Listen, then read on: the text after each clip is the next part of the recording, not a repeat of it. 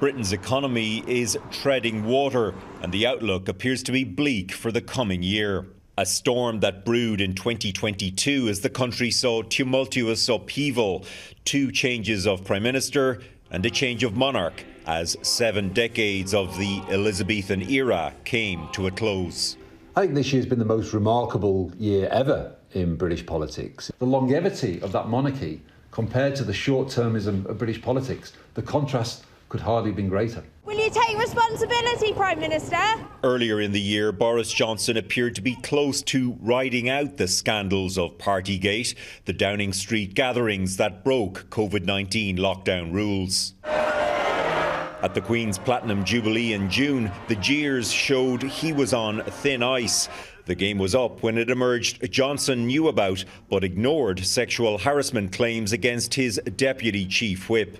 In the leadership campaign to replace him, former Finance Minister Rishi Sunak warned fellow candidate Liz Truss her tax cut plan for the rich would not work.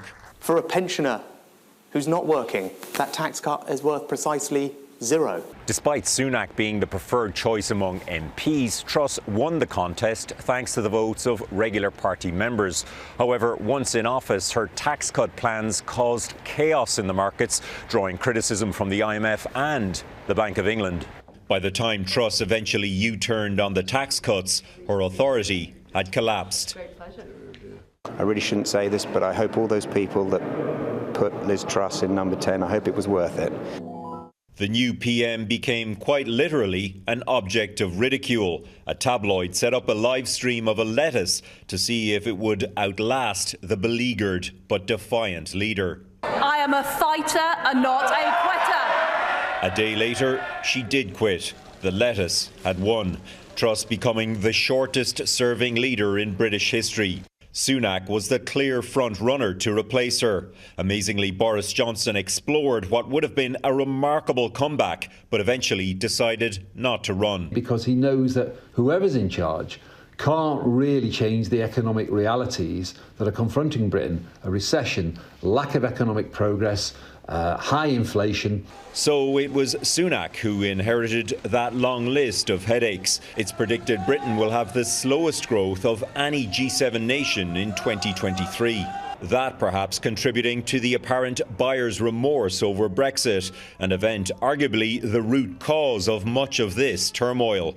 2 years since the UK fully left the EU, polls indicate as few as a third of Britons think it was a good idea. A new battle is brewing with Edinburgh too, over consent for another Scottish independence referendum. On foreign policy, Sunak has hinted at some change. We also need to evolve our approach to China. Now let's be clear, the so-called golden era is over.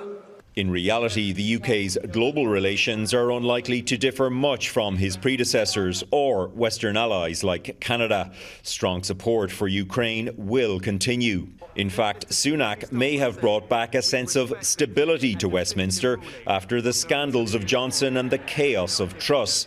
But it looks like bringing back the governing Tories to power in 2024 will be his toughest task of all, as he faces a series of industrial strikes and a stagnant post-Brexit economy.